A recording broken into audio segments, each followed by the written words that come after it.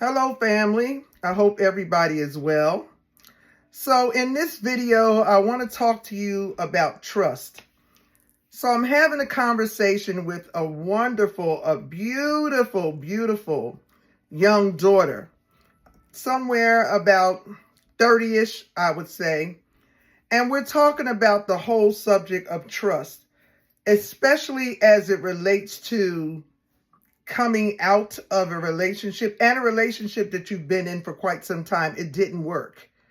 And now I'm out there. I've done the healing that I needed to do. I've taken the time to reflect on myself, ask myself those important questions out of the last relationship. So what was my part in causing it not to work well? Because we all have a part to play. So now all that work's been done. That's been done. I'm healed. I'm not, when I see him or her, whatever, I ain't crying no more, none of that. That work has been done. But it was a long-term relationship. And with this young lady that I was speaking with, it was not just a long-term relationship. It was a relationship where marriage was spoken of often and plans for marriage were underway. The relationship did not work. So time has passed. The focus on self has been there. Again, the healing has been done. And now it's time to open up for new relationship. Now, usually there's going to be a fear there because human nature causes us to reflect on what we just got out of. And oh my God, I got so far in that other relationship. Suppose it happens all over again. I don't know. Maybe I'm supposed to just be by myself. How do I know if I can trust? All of these things. So you all know I'm very spiritual. So everything goes back to the source, which is God. And I always encourage people, it's okay to listen to me. I'm a therapist. I'm a minister. I'm a person that's been in a long-term relationship forever. It's okay to look at content and other places and all of those. But nothing takes the place of understanding what your spirit man is saying to you. Because your spirit man, that's God that's living through you, that's speaking through you. Your spirit man is going to guide you into the direction that you are supposed to go. Here's the thing. I talk with way too many people that don't have a clue how to even listen to their spirit man. That's the only way you're really going to know. So in this particular instance, this woman is being pursued by a man who is very loving, very kind. He listens to her. And not just listening for, okay, I need to act like I'm listening, but really hearing her voice and responding in a way through subsequent conversations where he will bring up something that might have been or sounded insignificant to someone else, but it was very important to her. And he brings that. So he's paying attention. In other words, this young man is everything that she has been praying for. So here is what I understand very often. We know we can pray. Oh my God, can we pray? But do you really believe that you're going to receive what it is you're praying for? That's the first thing. Do you believe you're going to receive it? Second thing, have you prepared yourself for what you're praying for? I think like anything else, prayer becomes a ritual. And especially if we know we want something, especially if we know we need something. Well, praying to God, honey, is what I do. It's nothing to get that done. But if your faith does not follow those words, then you will not be ready for when it comes. So some of the questions I asked her was, how have you been praying? So does this seem as though God is actually heard you and he's actually sending your way what you have been praying for? Her answer was, yes, it seems that way, but then there's that doubt.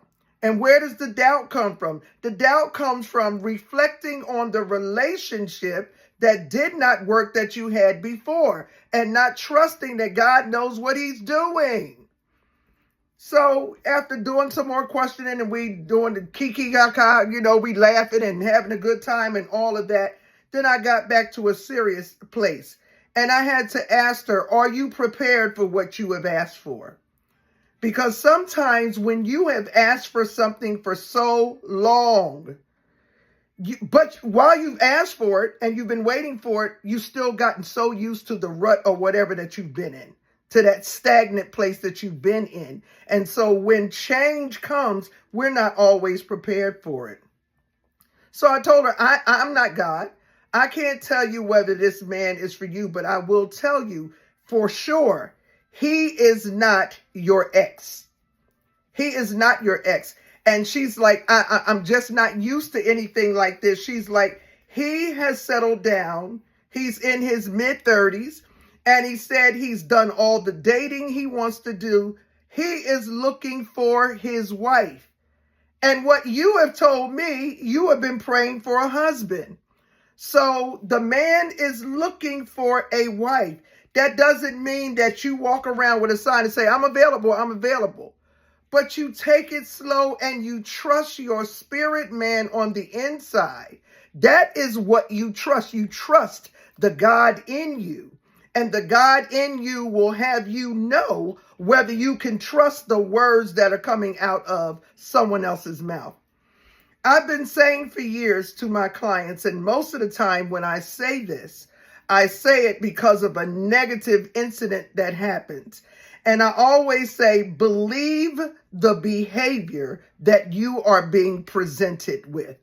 And I find myself saying that so many times when people are in toxic relationships and they just believe, oh, he's going to change, she's going to change. This is year 3 and it's getting more and more and more toxic. When are you going to believe the behavior that you are being presented with? You are being presented with toxic behavior.